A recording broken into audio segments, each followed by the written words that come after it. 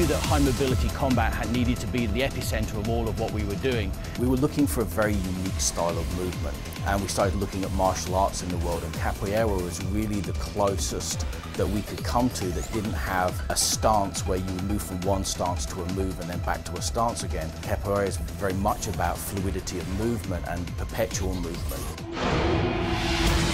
We wanted to fuse the mobility in combat, bounce off walls, jump on people, fire all these discs and then leap. And so for us, looking at capoeira and free running made perfect sense. One of the key mantras for the team as we were moving through this process was mobility is life.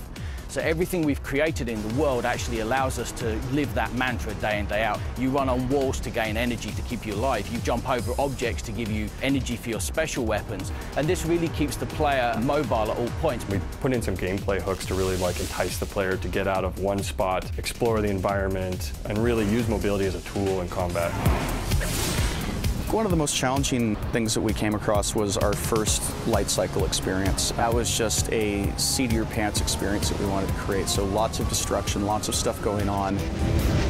Light cycles, the biggest change for them is that the vehicle is much more updated in terms of physics.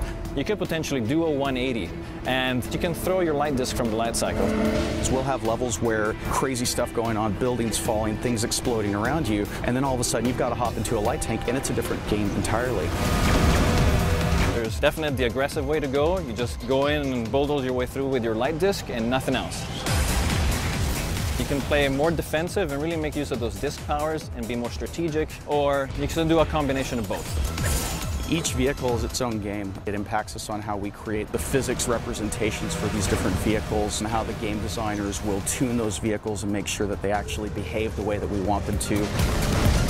I think we realized we hit the sweet spot for the high mobility combat when we literally picked it up one day and we're like, wow, I have never seen this done in a video game before.